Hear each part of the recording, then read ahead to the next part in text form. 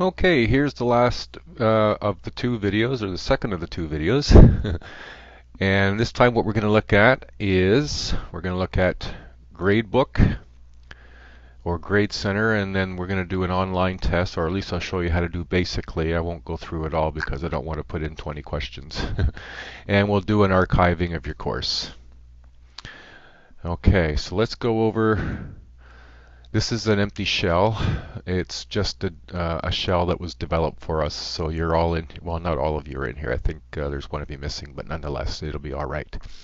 Okay, first things first, we're going to go to, oops, let's close that up. Grade Centers right here. And you go right into Full Grade Center because you want to set it up. And you're going to see here you all are.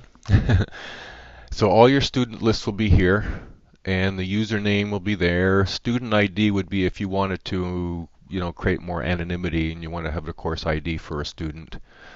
We can see that Rebecca has already come in on the 14th, and it just indicates whether or not they have Blackboard available. Now, when you log into Blackboard for the first time in your course, you'll have a weighted total and you'll have a total. And you'll have to create the other columns. Now what I've done is I've created test 1, assignment 1, here let's go right down, assignment 2 and test 2, and I want to do a test 3. So anytime you're creating any of these basic columns here, all right, you're going to create a column. And it's going to pull you up to the same sort of interface. You name it, in this case test 3. And you can name it something else for Grade Center, but I don't find it necessary. Now, if there's any detail you want to put in here, you can put it in here, right in that section. But normally what it's going to do is going to come up with a score. So whatever you indicate your points to be, we're going to say 50. The score that we're representing in Grade Center under Test 3 will be their score out of 50. Now, as much as we all know that's fairly straightforward to figure out what the percentage is, not all of the scores that will, points that you can get will be equally, will be so easy. So I usually put in the secondary display as percentage. So although this is straightforward, 30 out of 50 is 60%, not all my tests are out of 50. And not every student is academically inclined to want to figure out their percentages. So this does it for them. So it'll set a score with a bracket and a percentage out of 100 that score represents. Now here what you can do is you can put in the date that you want the test to be acknowledged on. So I'm going to go ahead here and put it in March. I'll put it in April actually, and I'll put it on the 5th. And I'm going to set the time to be the time of the class. We'll say it's noon. Okay, and then down here it's already defaulted to the column will be in Grade Center, and you want it to be a part of the calculations, that it's going to be shown to students. I don't typically do this third one. I don't really think it's necessary that students know where they stood in the class. It's not a competition, but some students really want to know that. If the class is in agreement, I'll do it. Otherwise, I typically don't. And then you submit. And that's all there is to creating a column. Now when we scroll across here, we'll see there's test 3. Now my experience has been that this order and all of these columns aren't all necessary.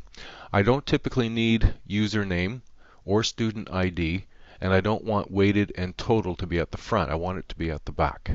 So if I want to reorganize these, then I need to use under Manage, I come right down here to the middle where it's Column Organization, and I click on that. Now here it gives me a few options. Last name and first name are frozen, which means you cannot delete them or get rid of them or hide them. But these I can. So what I can do is I'm going to say username and student ID, I want to hide them. And so I'm going to hide those selected columns. Now they're grayed out here, but they won't be seen in Grade Center, so it limits the amount of space taken up by unnecessary columns. Now that doesn't mean they're unnecessary at all under all circumstances. There may be needs for them for different courses, different teachers. Now under the grading columns that I've created, you see the order. It was weighted total, total, test 1, assignment 2, test 2, test 3. Now I don't want that order, but this is an easy way to do it. Just grab the little X, click on it, and drag it down. And it goes to the bottom or wherever you want it. And so I usually like to have the weighted total followed by the total. Alright, so there's the first thing that's going to be done, the second, the third, the fourth, the fifth. And I have them in the order that I want them in. You can see that I've got dates here for them. And so everything's fine for me this way. And I'm going to go submit. Now, those two columns that I didn't want aren't there. And my columns are now in the order that I wanted them. Now, the only thing that hasn't been done is weighting them. Not everything is weighted the same. I've got 5 items. They're not all worth 20%. So I go to the weighted column and click on the chevron. This is my editing tool. And I want to edit the column information. So I click on that. Now the window it's going to pull up, I don't want to change anything out of here. I want to come right down to this bottom section. Now here are the potential weighted columns that we could use, but I'm not wanting to weight the total. I want to weight test 1, test 3, test 2, assignment 1, and assignment 2. So what I'll do is I'm going to click in move, click in move. Now you could click and do your control button and click and then move them all over. Ultimately what you want in the column on your right here is every column that you want to have a weight to. You know, whether it's worth 15%, whether it's worth 20% of the overall course. And then what you can do is you start clicking in what they're worth. So test 1 is going to be 15%. Test 2 is 15%, and test 3 is 15%. Now, as you can tell, I got 45%. And so assignment 1 is worth 20. Well, we'll say 25 actually. 25. And then this is going to be worth the remaining 30. Whatever your, whoops, I didn't mean to do that. I pushed, I'm going to go back here. I just pushed enter and I shouldn't have. I'm going to come back, I'm going to scroll down. Whatever your columns are and whatever your weights are must calculate to 100%, and it'll indicate down here whether or not it is. If it's not, find another assignment or a test that you can put in there or something that takes up that extra percentage. These must work out to 100%, otherwise the columns won't calculate correctly.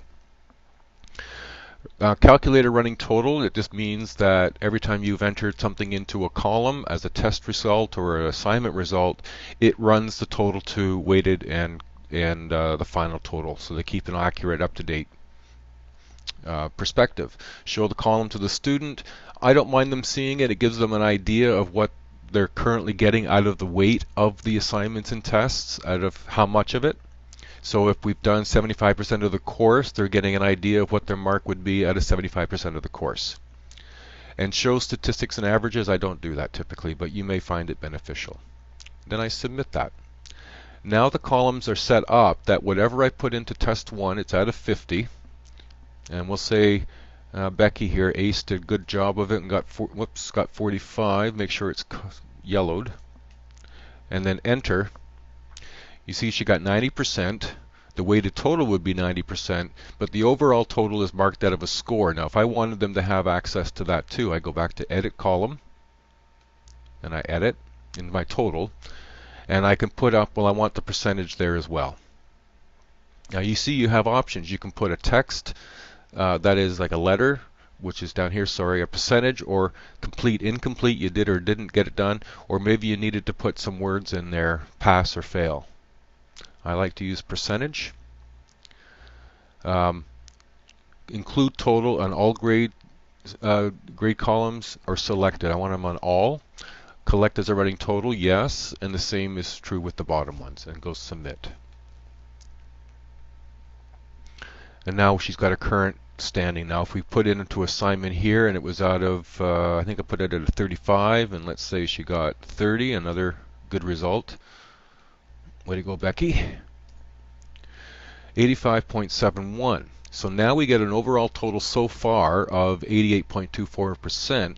The weighted total based on the percentage is 87. It's never quite the same, and what I usually tell students when it comes to Grade Center, it's not 100% accurate from the point of view that my Excel spreadsheet calculates ever so differently, but I find it to be more accurate. It is a numerical or arithmetic difference between the way that Grade Center calculates and the way that Excel calculates. But I usually indicate to them that this is reasonably accurate to the point that your mark won't dramatically change over 5%. It'll change over 1 or 2% potentially. Okay? And that's essentially all there is to Grade Center. Now, if you have built a test or a journal and you've indicated you want it marked and graded, that is to say they can do a test based on their answers from the test, that result will go directly into Gradebook. Now the difference being is that you won't need to put in test 1 if you've done an online test. It will create its own column and put the scores for each test in here, and you can designate some conditions for that, given the kind of test you're giving. And so what you'll have to check is excuse me, as you go through this semester, if you've done that, your weighting will be different. When you set up the tests in each increment period of which you're doing a test, there will be a different column set up for each one, and you'll see the marking in there. You didn't have to input it. Now if you've given a test in class and you've picked up the paper and you marked them, then you will be putting the scores in here like that. Okay? Same with the journal. If you indicate that you want the journal to be graded, it will create a column in here. I'll show you. I'm going to go take you to one of my classes. We'll go to Introduction to Psych since we were there, and we'll go to Grade Center. Now what you'll see here is Intro to Psych. This was a test online, and so was the Psych Test 3, and so was the journal. And so these get put in automatically once they complete them or once I've graded them in journal. Okay. Now if you want to create a test, I'm going to go back down to the developmental shell. We'll go into Document Center, and let's say I want to create a test. What you do is you go to Assessment, Test, and it's going to give you some options. I'm going to create a new test. Okay. Now here's where I can name it. Test 1. Put the instructions. It's a multiple choice, 50 questions, or whatever you're going to put in there. Any other instructions you need to give, you put there. I'm going to submit as is. So there's no questions currently. I got to create questions. So I can create any number of types of questions if I want to do multiple answer or multiple choice. Let's say we do a multiple choice. Now it'll give me a place to put a title. I can put, test number 1. I put in here the question for multiple choice question number 1. The answering number, well, we're going to do it as in 1, 2, and 3, A, B, C. You indicate how you want them listed, vertical or horizontally. I like it vertical personally. Allow partial credit. It's a little tough with a multiple choice, but you could create it where if now, I typically wouldn't do it in multiple choice. You might do it in short answer or fill in the blank kind of thing. And show answers in random order. You can click that if you want. Now I want to do it with 4 answers. So the correct answer is currently defaulted to 1. I put in answer number 1, which would be A. Answer number 2, which would be B. Answer number 3, which would be C. And answer number 4, which would be D. And whichever is the correct one, you put in the indicator that it's the answer. And you can offer what the correct, some feedback for the correct answer. Way to go. Or incorrect. Please check page 35 in your textbook. You can create categories, topics, levels of difficulty, keywords. These aren't usually too frequently used, but they are options. And if there's any other instructor's notes for this question, then you put them here and then submit. And you would do that 20 times, and that would create your online test. I haven't put anything in there, so that's why this goes there. Now, another option would be, aside from any number of options you have here, is you could reuse questions. Maybe you've created questions before.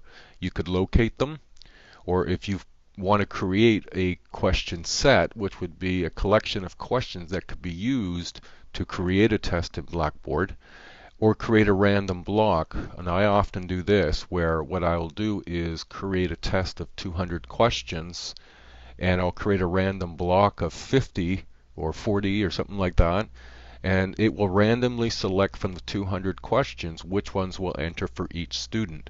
And as each student does it, it randomly selects another question. So in that instance, if I know that students are doing this online and they're going to be side by each at a computer, they won't each get the same question. And that's essentially what you do for an online test. Okay, now the last thing I'll do on this is, if you want to, I'm going to go to a course that I currently have open. I'll do Intro to Psych. Okay, now if you want to archive your file, you go to Packages and Utilities. And we'll scroll down a little bit so it's easier to see. Export and archive a course. Now your first screen will indicate, well, you got to select. Are you going to export it? Export it means you're just going to take the stuff and put it in another file on your computer. Archiving it makes it easier for you to bring it back in if you're going to teach that course again. So archiving is usually very useful. It identifies the course, so you confirm that is the one I'm doing. If you want to include Grade Center, it is a bigger file, but you might want it. I usually include it. Now you can calculate the size. It's saying it's going to be 39.5 megabytes, and if that's okay for your memory stick or your computer, then that's what you do. You submit it. Now watch what happens here. You get nothing.